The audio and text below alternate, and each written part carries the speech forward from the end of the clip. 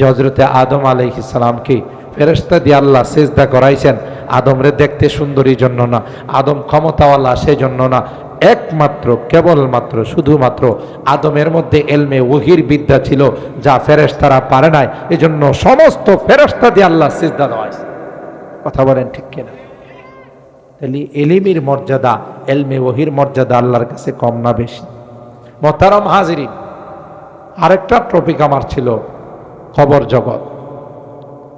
আপনাদের জান্নাতুল বাকিতে আমাদের আপনাদের সবারই কম বেশি আত্মীয় স্বজন শুয়ে আছে না? আমাদের তো ঠিকানা ওখানেই হবে। আমরা একটা সময় ছিলাম রুহের জগতে। কিসের জগতে? রুহের জগৎ থেকে আমরা পাড়ি দিয়ে আসলাম আলামুল আরহাম, মার পেটের জগতে। সেখান থেকে পাড়ি দিয়ে আসলাম আলামুদ দুনিয়া, দুনিয়ার জগতে। এটা শেষ না, আরো জগৎ আছে? বলেন। এরপরের জগতের নাম হলো আলামে বারজাখ। কোরআনে আল্লাহ এই আয়াতের মধ্যে বলছেন ওয়ামি ওয়ারাইহিম বারজাখুন ইলা ইয়াউমি ইউবআসুন, যে দেখো আরেকটা জগতে তোমাদেরকে যাইতে হবে, এটার নাম হলো বরজখের জগৎ। এটা কোনো নির্দিষ্ট কোনো আলাদা কোনো জগৎ নয়। আমল সে বনতি হে জান্নাত ভি জাহান্নাম ভি, ये खा के अपनी फितरत में ना नारी है ना नूरी। তোমার দুনিয়ার জগৎ যদি সুন্দর হয় খবরের জগৎ সুন্দর, দুনিয়ার জগৎ যদি খারাপ হয় পরকারের জগৎ খারাপ হবে। ঠিক কিনা বলে? দুনিয়ার মানুষ আমাকে আপনাকে নিষ্ঠুরের মতো কবরে রাইখা চলে আসে। আপনাদের এলাকায় মনে বিদেশি কম্বল দেয়, হ্যাঁ? শীতকালীন তো কিছু সোয়েটার ময়টার এগুলো লাগাই দেয় শীত যেন না লাগে। তিনটা সাদা কাপড়ের টুকরায় মোড়ায়া মাটির মধ্যে শোয়াই দিয়া চলে আসে। এত নিষ্ঠুর হয় দুনিয়ার মানুষ। কিন্তু হাদিসে বলে, কোরআনে বলে, যারা নেককার হয়, যারা দিনদার হয়, আল্লাহওয়ালা হয় না, যদিও তাদেরকে মাটিতে শোয়াই দেয়া চলে আসে, আল্লাহ জান্নাতি লিবাসের ব্যবস্থা করে, জান্নাতি গালিচার ব্যবস্থা করে। সুবহানাল্লাহ বলে। আর যারা বদকার হয়, তাদের রুটা নেওয়ার জন্য ফেরেশতারা আসে, চোখগুলো লাল, চেহারা বিভৎস ভয়ঙ্কর চেহারা নিয়ে আসে। আয়েশা বলে ইয়া আইয়াতুহান নাফসুল খাবিথা, এ বদনসিব, এ বেনামাজি, এ সুদখোর, ঘুষখোর, জেনাখোর, মদখোর, আয় তোকে নিতে আসছে। যখন এই দৃশ্য দেখে রুটা মাথা থেকে নিয়ে পা পর্যন্ত ছটফট ছটফট করতে থাকে, বিচরণ করতে থাকে, আসতে চায় না। উখরুজি ইলা রাব্বিকি সাখিতাতাম মাসহুতা, তোর রব তোর উপর অসন্তুষ্ট হয়ে আছে, আসতে চায় না। লোহার চিরুনি দিয়ে তাকে টেনে বের করা। নাউজুবিল্লাহ বলেন। মৃত্যুর সময় এই জন্য দেখবেন অনেকে জিহ্বা বাইর করে রাখে, চোখ উল্টায় রাখে, কথা কয় না। লক্ষণ ভালো না, লক্ষণ খারাপ। সারাটা জীবন তুমি আল্লাহর নাফরমানি করছো, সারাটা জীবন গুনাহ করছো, এখন মৃত্যুর সময় তোমার শাস্তি শুরু হয়ে গেল। বাঁচাইতে পারবে কেউ? হাদিসের মধ্যে আসে ফায়াজরিবু হাজারবাতান, এমন শক্ত মার তাকে দেওয়া হয় যে কারণে চিৎকার করতে থাকে আর বলতে থাকে বাঁচাও বাঁচাও বাঁচাও। কেউ তার আওয়াজ শুনে না, পশু পাখিরা শুনে। দেখবেন গরুস্থানে যদি কোনো গরু, মহিষ, ছাগল, ভেড়া আপনি দিয়ে রাখেন, এগুলো রশি ছিঁড়ে লাফ দেওয়া চলে আসে, কথা কয় না। ওই যে মৃত ব্যক্তির চিৎকার, তার উপর যে শাস্তি হচ্ছে, ৯৯টা সাপ থাকবে, এক একটা সাপ চুবুল মারলে ৯০ গজ ভিতরে ঢুকাই দেবে। এমন বিষাক্ত সাপ বিচ্ছু। কেন তুমি দুনিয়াতে নামাজ পড়লা না? এই নাফরমান, নিমক হারাম, তোরে বানাইলাম আমি, রিজিক দিলাম আমি, অক্সিজেন দিলাম আমি, বিদ্যুৎ দিলাম আমি, হায়াত মতের মালিক আমি, অক্সিজেন দিলাম, সব কিছু দিলাম, আমার নিয়ামতে তুই ডুবন্ত ছিলে, নিমক হারাম তুই একটা বারো আমার কুদরতি পায়ে সেজদা দিলে না। কথা বলেন ঠিক কিনা? কবর বলবে কি জানেন? আতারিফুনি মান আনা, গেলেই জিজ্ঞাসা করবে আমাকে আপনি চিনেন? আমার কাছে যে আসছেন, করবে না চিনি না। আনা বাইতু দুধ, আমি তো সাপ বিচ্ছুর ঘর, জানেন না আপনি? আমার এখানে সাপ বিচ্ছু কিলবিল কিলবিল কিলবিল করতেছে, বিষাক্ত সাপ। আনা বাইতুল ওয়াহশা, আমি একটা ভয়ঙ্কর ঘর, আনা বাইতুল গুরবা, আমি কারো পরিচিত নয়, অপরিচিত।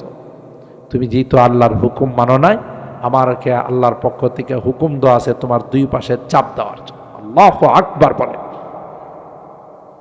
ওয়াহাকাদা সাব্বাকা বাইনা সাবিহি, পয়গম্বর দুই হাতের আঙ্গুলগুলো একটার ভিতরে আরেকটা ঢুকাইয়া উম্মতকে বলে, যেমন দুই হাতের আঙ্গুলগুলো ঢুকে গেছে এমনি ভাবে কবর চাপ দিবে, এক পাশের হাড্ডি গুলো আরেক পাশে গিয়ে ঢুকে যাবে, চিৎকার করতে থাকবে, বাঁচাও বাঁচাও। কেউ তার চিৎকারের আওয়াজ শুনবে না। কথা বলেন ঠিক কি? আল্লাহ বলেন, এ গোলাপ, তুমি যখন বাড়ির থেকে ঢাকা যাও, সিলেট, চট্টগ্রাম, খুলনা, রাজশাহী যাও, বিশেষ কোনো প্রয়োজনে এক সপ্তাহের সফরে যাও, বারবার তোমার ব্যাগের চেক দাও, ব্রাশটা গেল কিনা, গামছাটা লুঙ্গিটা নিলাম কিনা, জরুরি ওষুধগুলো আমার সাথে গেল কিনা। সামান্য এক সপ্তাহের সফরে তুমি যদি ব্যাগের মধ্যে সব চেক দিয়া থাকো, সব কিছু তুমি বারবার দেখো, তোমার অনন্ত অসীমকালের সফর শুরু হয়ে যাবে। যেই সফরের শুরু আছে শেষ নাই, সেই কবরের জিন্দেগির সফর গেলে আর কোনো দিন তুমি আসবা না। ঠিক কিনা বলেন? ইয়া আইয়ুহাল্লাযীনা আমানুত্তাকুল্লাহ, হে ঈমানদারগণ, আল্লাহকে ভয় করো। ওয়াল তানজুর নাফসুম মা কদ্দামাত লিগাদ, তুমি তাকাইয়া দেখো রে আগামীকালের সফরের জন্য তোমার প্রস্তুতি আছে কিনা। ঠিক কিনা বলে? উদাসীন, সকাল থেকে নিয়ে সন্ধ্যা পর্যন্ত, সন্ধ্যা থেকে রাত পর্যন্ত 24 ঘন্টা তুমি শুধু তোমার দুনিয়া দুনিয়া দুনিয়া। আরে নেমক খারাপ, তুই আমাকে 5 ওয়াক্ত নামাজে 20টা মিনিট করে সময় দে, তাও তোর দ্বারা হয় না। কথা বলেন ঠিক কি? তাহলে আমার নিয়ামতের কি শুকরিয়া আদায় করলি? তোর মতো নেমক খারাপ তো পৃথিবীর মধ্যে দ্বিতীয় কেউ নাই। তাইলে তোর উপরে গজব আসবে না তো কি? আল্লাহ বলেন, সবাইকে যদি আমি গজব দিয়ে শেষ করি, আমার কেউ জিজ্ঞাসা করবে না। কথা কয় না? আল্লাহকে জিজ্ঞাসা করার ক্ষমতা কারো আছে? সবাই যদি আল্লাহ ওয়ালা হয়ে যায়, আল্লাহ বলেন এতে আমার কোনো প্রমোশন হবে না। সবাই যদি গুনাহগার হয়ে যায়, বদকার হয়ে যায়, আমার কোনো লস নাই। কথা বলেন ঠিক কিনা? তাহলে তোদেরকে মাইরা আমার লাভ, কিন্তু তোরা যদি নিজেরাই মরার কাজ করো। মেয়েরা রাস্তাঘাটে, হাইরে আল্লাহ, কত বেপরদায় চলাফেরা করে। আচ্ছা, আল্লাহ পাক নারীদেরকে কি বেপরদায় চলাফেরা করার জন্য বানাইছেন? নারীরা কি দামি না বেদামি? মা জাতির দাম কম না বেশি?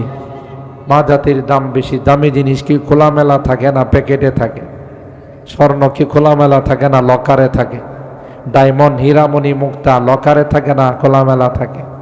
তাহলে দামি জিনিস তো পর্দার ভিতরে থাকে। এমা, তুমি কেন বেপর্দা হয়ে রাস্তাঘাটে মেকআপ করে চলাফেরা করে আমার যুবকদেরকে তুমি নষ্ট করতেছ? একটা অশৃঙ্খল মেয়ে 10টা যুবকের চরিত্র নষ্ট করে। কথা কি ঠিক বললাম? আমাদের দেশে আইন আছে, পার্লামেন্টে, আদালতে, যদি কোনো বখাটে যুবক কোনো মেয়েকে ইপটিজিং করে, উত্তক্ত করে, 10 বছর সশ্রম কারাদণ্ড, 10,000 টাকা জরিমানা। আমি কই এটা হলো ভুল একটা সিদ্ধান্ত। সিদ্ধান্ত নেওয়ার দরকার ছিল যে বেহায়া, বেলাজা, বেশরম নারীরা মেকআপ করে, সাজগুজ করে রাস্তায় বাইরে আমার যুবকদেরকে নষ্ট করে, এদের বিরুদ্ধে আইন হওয়া উচিত। কথা কি ঠিক বললাম? কারণ বোরকা পরিহিতা যেই নারীরা রাস্তায় বের হয়, এদের কি কোনোদিন মানুষ অসম্মান করে না, বরং আরো সম্মান করে। বাসের মধ্যে যদি কোনো একটা 15 বছরের মেয়ে বোরকা পরে উঠে, সিটে বসা আছে মনে করেন 40 বছরের একজন পুরুষ, কি করে? ঠাস করে সিটটা সাইরা বলেন, আন্টি আপনি বসেন, আমি জোয়ান মানুষ, আমি দাঁড়ায় থাকতে পারবো, আপনি মুরব্বী মানুষ। আসলে কি মুরব্বী হ্যাঁ না উনি? কথা কয় না। এর বয়স তো 40 আর ওনার বয়স তো কত 15, কিন্তু বোরকা যে ঢিলা ডালা পড়ছে মনে হচ্ছে যে 22 বছর বয়স। কথা কয় না। আর আল্লাহ ডাক দেখো, এ বেয়াদব ওঠ, দেখিস না একজন মেয়ে বোরকা পরে আইছে, তার ইজ্জত কর। সুবহানাল্লাহ। কথা কি বাস্তব বললাম না বাস্তব? আবার উল্টাটাও আছে, 40-50 বছরের মেয়ে টাইট ফিট কাপড় লাগায়, কাটসাট কাপড় লাগায়, সাজগোজ করে যা, দেখবেন ঈদের সময় মার্কেটিং করতে যা, গেলে ছোট ছোট পোলাবেন থাকে না দোকানে, এদের রাখছে ডাকাডাকি করার জন্য। তাহলে আপা আপা এদিকে আসেন, কি লাগবে? 3 পিস 4 পিস 5 পিস 6 পিস সবই আছে এখানে। কথা কয় না। আমাদের দোকানে সবই আছে, দেখেন বাংলাদেশি, পাকিস্তানি, জামদানি, কামদানি সব আছে। কথা কয় না। আমার প্রশ্ন হলো, যে ছেলেটা ওনারা আপা কয়ে ডাকতেছে, এটা কি হের এই আপা বলে ডাকার উপযুক্ত না? এত সন্তানের উপযুক্ত। কিন্তু এত বড় মানুষ, বয়স্ক মানুষ, ওনারা আপা বলে ডাক দিয়েছে, কেন হের কাপড় চোপড়ে বুঝাইতে চায় আমি এখন আপা। কথা কয় না। তাহলে ইজ্জত কমলো না বাড়লো? কমলো। তুমি কেন এই বেপরদায় হয়ে অভিশাপ নিয়ে দুনিয়াতে নিজেও নষ্ট হচ্ছ, আরেকজনকে নষ্ট করতেছ? কথা বলেন ঠিক কিনা? তোমার বোরকা পরতে মনে চায় না মা? মা, তোমাকে কি শালীন পোশাকে থাকতে মনে চায় না? তুমি শুধু প্যান্ট শার্ট পরতে পছন্দ করো, টি শার্ট পরতে পছন্দ করো, বব কাট করতে তোমার পছন্দ লাগে।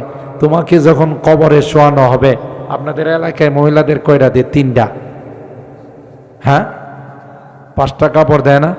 তো বোরকা তো 5টা লাগায়া তোমার কবরে শোয়াইবে। তখন মুনকার নাকির আয়সা যখন দেখবো যে বাপরি 5টা বোরকার ভিতরে এত পাক্কা দিনদার নারী কেডারি। কথা কয় না। তখন যখন চেহারাটা খুললা দেখবে, ইয়া আল্লাহ, এটা দিয়ে আস্থা বখাটে। এখন ওনারে কইব যে সারা জিন্দিগি ল্যাংটা চইলে আসছো, এখন রাবিয়া বসরি হয়ে আসছো, তাই না? কথা কয় না। এ মা, বোরকা যেই তো আমাকে পড়াই কবরে শোয়াইবে, তাহলে আগেই পড়ি। কথা কয় না। তুমি আগেই বোরকার ভিতরে চলে যাও। যে মা নেককার হয়, যে মা দিনদার হয়, পরহেজগার হয়, ওই মার সন্তান আল্লাহওয়ালা হয়। আর যে মা বেহায়া হয়, বেশরম, বেপরদায় চলে, ওই মার সন্তান কোনোদিন আল্লাহওয়ালা হয় না, বরং এটা এরশাদ শিকদার হয়, কালা জাহাঙ্গীর হয়, টুকাই সুমন হয়, হাতকাটা মাসুদ হয়, ঐশীর মতো বদমাশ। ঠিক বললাম? তাইলে মা জাতি দামি না বেদামি? মা জাতির দাম কোরআনে হাদিসে আল্লাহ নিজে বয়ান করছে, 3বার মার কথা বলছে। কিন্তু সমস্যাটা হলো আমাদের মা জাতি, এরা বুঝে কম। আল্লাহ কয় তোমাদের সম্মান বাড়াই দিছে, এরা কয় সমান চাই। বাড়ানোটা কি সমান না বেশি? কথা বলে না, বলেন ভালো করে বলেন। দোয়া করে দেব, বেশি দেরি হবে না। যেহেতু প্রথম দিন আমি বলছি, মা জাতিরা যেহেতু বয়ান শুনতে আসছে, মাঝখানে এই কথাটা বললাম কবর প্রসঙ্গে। তা আল্লাহ কই তোমাদের দাম বেশি, আর এরা কই কি চায়? সমানটা কি কম না বেশি? কম। আল্লাহ কই বেশি দিছি। একটা পর্যায়ে রাষ্ট্রীয়ভাবে সমান চাই, সমান চাই, এই দাবি দেওয়া মাইনা নেওয়া হলো। মাইনা নেওয়া সরকার বলছে ঠিক আছে, তোমরা যেহেতু সমান চাও, এতদিন রাস্তাঘাটের মাটি শুধু পুরুষরা কাটছে, এখন তোমরাও কাটো। আগে কি মহিলারা রাস্তাঘাটে মাটি কাটতো? মুরব্বী বলেন। যেদিন থেকে এরা সমান অধিকার চাই আন্দোলন শুরু করছে, সেদিন থেকে মাথার মধ্যে মাটির টুকরিটা আসছে। কমলো না বাড়লো? কথা কয় না। মা জাতি বড় দামি হয়, দামি জিনিস কোনোদিন খোলা থাকে না গো মা। আপনি বড় দামি, আপনার পেটের থেকে বিশ্বনবী বেরিয়েছে, সুবহানাল্লাহ। আব্দুল কাদের জিলানী বেরিয়েছে, সমস্ত নবীরা বেরিয়েছে। এই জন্য মা এখন বেপরদায় চলে, গুনাহগার হয়ে গেলেও কবরে তোমাকে পর্দা দিয়েই শোয়াবে। ঠিক কিনা বলেন? তাহলে এখনই পর্দার ভিতরে চলে আসে। আর পুরুষদেরকে বলতেছে আল্লাহর ওয়াস্তে 2 নাম্বার ইনকাম কইরেন না। হারাম কামায়েন না। কার জন্য কামাবেন? আপনার ছেলে, আপনার বউ, আপনার পরিবার পরিজন, একজনও আপনার গুনার অংশীদার হবে না। গুনাহ তো দূরের কথা, আপনি মাথার ঘাম পায়ে ফেলে রক্ত পানি করে তাকে মানুষ বানাইছে। কিয়ামতের ময়দানে যেন তার কাছে যখন বলবেন, বাবারে আমি আধাটা নেকির জন্য ধরা পড়ে গেলাম, তুমি তো আমার কলিজার টুকরা সন্তান, দিবা? সুজা বলে দিবে, তুমি যে আমার বাপ তার প্রমাণ কি? কথা কয় না, পরিষ্কার জানিয়ে দিবে, না তুমি আমার বাবা নয়, তুমি আমার স্বামী নয়, তুমি আমার বন্ধু নয়। এই মাদ্রাসার ছাত্রগুলো কাজে লাগবে। সুবহানাল্লাহ বলে এরা বলবে, আল্লাহ এই মানুষগুলো আমাদের মাদ্রাসায় আসতো, মাদ্রাসার প্রিন্সিপাল সাহেব হুজুরের সাথে দেখা করত, আর বলতো মাদ্রাসায় বোর্ডিংয়ে কিছু লাগবে কিনা, আমি কিছু দান করতে চাই, কোরআনের পাখিদের সঙ্গে আমি থাকতে চাই।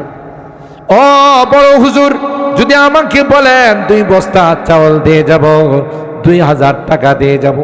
আল্লাহ এই মানুষগুলো ভালোবাসছে বলে আমরা এখানে কোরআন পড়ে, হাদিস পড়ে আলেম হলাম, হাফেজ হলাম।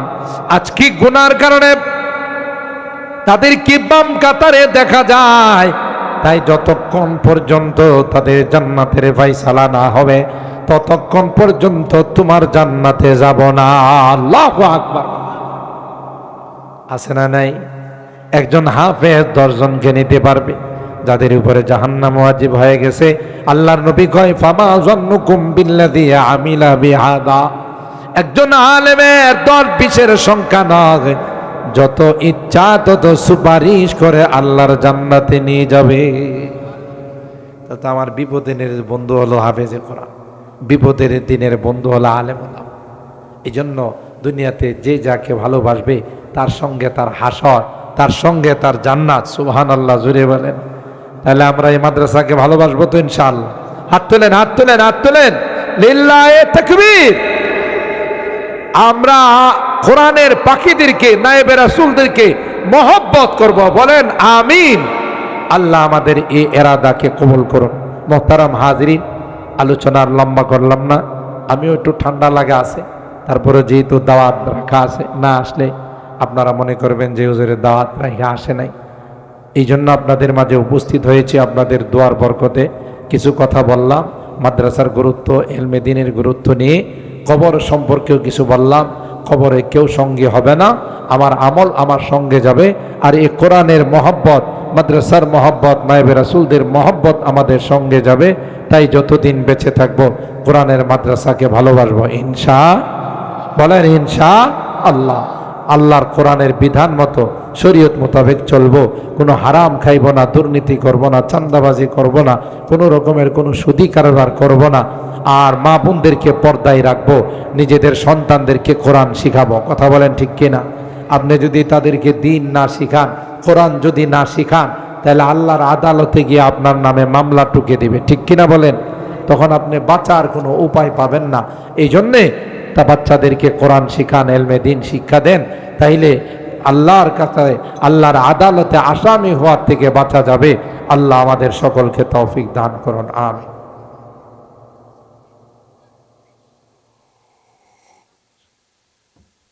আজকের যিনি আমাদের সম্মানিত সভাপতি সাহেব, আলহাজ মোহাম্মদ আনোয়ার আলী প্রধান সাহেব, সভাপতি মালিবাগ বাইতুল নাজাত জামে মসজিদ, বিশিষ্ট দানবরীয় চেয়ারম্যান রওশন আনোয়ার ফাউন্ডেশন মালিবাগ, তিনি আমাদের অসুস্থ, দোয়া চাইছেন। তিনি সহ আরও যারা অসুস্থ আছেন সকল রোগীদের জন্য আমরা দোয়া করি। যারা চাইছেন তাদের জন্য, যারা চান নাই তাদের জন্যে, যারা দেশে বিদেশে আছেন সকলের জন্যে, জিন্দা মুর্দা সকলের জন্য আমরা মালিকের দরবারে দোয়া করি। যারা আমাদের এই মাহফিলের জন্য সহযোগিতা করছেন তাদের জন্য আমরা দোয়া করি। পরিশেষে আল্লাহ পাক যেন এই আসমানি জমিনি গজব আযাব থেকে আমাদেরকে হেফাজত করেন, সেই কারণে আল্লাহর কাছে তওবা করি, দোয়া করি। আল্লাহুম্মা ইহদিনাস সিরাতাল মুস্তাকিম সিরাতাল লাযীনা আন'আমতা আলাইহিম মিনান নাবিয়্যিন والصديقين والشهداء والصالحين ربنا ظلمنا أنفسنا وإن لم تغفر لنا ওয়া তারহামনা লানাকুনান্না মিনাল খাসিরিন। রব্বানা ফাগফির লানা যুনুবানা ওয়া কাফফির আন্না সাইয়্যাতিনা ওয়া তাওয়াফফানা মাআল আবরার। রব্বির হামহুমা কামা রব্বায়ানি সগীরা। রব্বির হামহুমা কামা রব্বায়ানি সগীরা। রব্বুল আলামিন আল্লাহ 2 দিন ব্যাপী ওয়াজু দুয়ার মাহফিলের প্রথম দিনে আল্লাহ দীর্ঘক্ষণ পর্যন্ত বসে কোরআনের আলোচনা শোনার পর গভীর রজনীতে আল্লাহ আমরা কিছু সংখ্যক গুনাহগার বান্দা তোমার শাহী দরবারে হাত উঠাই। ইয়া রাব্বাল আলামিন আল্লাহ তাওবা করতেছি, আর জীবনে কোনো গুনাহ করব না, আর জীবনে কোনো নাফরমানি করব না, আর জীবনে সুদী কারবার করব না, আর জীবনে কোনো দিন বেপরদায় চলব না, নামাজ ছাড়ব না, রোজা ছাড়ব না। ইয়া আল্লাহ মেহেরবানি করে আমাদের তওবাগুলোকে কবুল করে নাও। কিয়ামতের কঠিন ময়দানে আমাদেরকে তুমি গুনাহগার বলে ডাক দিও না ও রব্বে করিম। তাই তো আরামের ঘুমকে হারাম কর। তুমি তাকাইয়া দেখো এই এলাকার মানুষগুলো ভিক্ষুকের মতো, কাঙ্গালের মতো হাত তুলে তওবা করতেছে। ইয়া রাব্বাল আলামিন আল্লাহ মেহেরবানি করে আমাদের তওবাগুলোকে কবুল করে নাও। আমাদের রোগীদেরকে পরিপূর্ণ শিফা নসিব করে দাও। খাস করে আল্লাহ আজকের মাহফিলের যিনি সভাপতি, আল্লাহ তোমার বান্দা অসুস্থ, মেহেরবানি করে তাকে তুমি শিফা দিয়ে দাও। শিফায়ে কামেলা আজেলা দায়েমা মুস্তামিররা নসিব করে দাও। অভাবীদের অভাবকে দূর করে দাও, পেরেশানিওয়ালাদের পেরেশানিকে দূর করে দাও, মুসিবত জাদাদেরকে মুসিবত থেকে উদ্ধার করে দাও। ইয়া রাব্বাল আলামিন আল্লাহ আমাদের মুরব্বীদেরকে আবু বকরের মতো বানাই দাও। কলিজার টুকরা যুবকদেরকে জান্নাতি যুবক বানাই দাও। আল্লাহ পর্দার আড়ালের মা বোনদেরকে আবেদা, জাহেদা, সালেহা, নেককার, দিনদার আম্মা জান খাদিজাতুল কুবরা, আয়েশা সিদ্দিকা, ফাতেমাতুজ জাহরার মতো বানাই দাও। আমাদের সকল রোগীদেরকে শিফা দিয়ে দাও। কত রোগী হাসপাতালের বেডে শুয়ে কান্দে, দুনিয়ার কোনো ওষুধের ক্ষমতা নাই, দুনিয়ার কোনো ডাক্তারের ক্ষমতা নাই। আল্লাহ তুমি যদি ভালো না করো কেউ ভালো করতে পারবে না। মেহেরবানি করে আমাদের সকল রোগীদেরকে পরিপূর্ণ শিফা দিয়ে দাও। ইয়া রাব্বাল আলামিন আল্লাহ এই মাদ্রাসাকে তুমি কবুল করে নাও। মাদ্রাসার যত জরুরত আছে গায়বে খাজানার থেকে পূরণ করে দাও। ছাত্র উস্তাদ এলাকাবাসীকে তুমি কবুল করে নাও। অত্র এলাকার যত মুরব্বীরা কবরে শুয়ে আছেন আল্লাহ সকলকে মাফ করে দাও। তাদের কবরগুলো জান্নাতের বাগান বানাই দাও। খাস করে মালিক এই জান্নাতুল বাকিতে আমাদের অনেকেরই মা, অনেকেরই বাবা, আদরের কলিজার টুকরার সন্তান শুয়ে রয়েছে। আল্লাহ কতদিন হয়ে গেল মা বাবার মায়াবী চেহারাগুলো দেখি। ইয়া রাব্বাল আলামিন আল্লাহ জানি না কার মা নাই, কার বাবা নাই। ইয়া রাব্বাল আলামিন আল্লাহ আজকের মোনাজাতে বারবার মা বাবার কথা মনে পড়তেছে। গুনার কারণে যদি তোমার জাহান্নামের আসামি হয়ে থাকে আমরা তোমার কাছে মাপ চাই, ক্ষমা চাই। আল্লাহ মেহেরবানি করে আমাদের মা বাবাকে মাফ করে দিও। দাদা দাদি, নানা নানি, শ্বশুর শাশুড়ি, ভাই বেরাদর, আত্মীয় স্বজন যারা অন্ধকার খবরে আল্লাহ মেহেরবানি করে তাদেরকে মাফ করে দাও। তাদের খবরগুলো জান্নাতের বাগান বানাই দাও।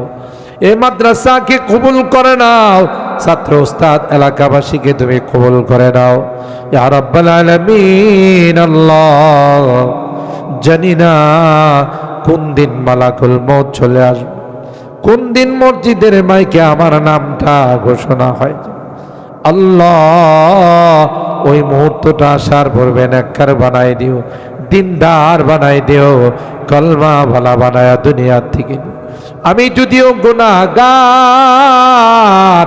অনেক আলেম ওলামাদেরকে নিয়ে হাত উঠেছি, অনেক সাদা দাড়িওয়ালা মুরব্বীদেরকে নিয়ে হাত উঠেছি, মাসুম বাচ্চাদেরকে নিয়ে হাত উঠে, পর্দার আড়ালের মা বোনদেরকে নিয়ে হাত উঠাইছি। আল্লাহ, যাদের হাতখানা পছন্দ হয় সে হাতের ওসিলায় তোমার হাবিবের তোফাইলে আমাদের দোয়াগুলোকে কবুল করে নাও। রব্বানা তাকাব্বাল মিন্না।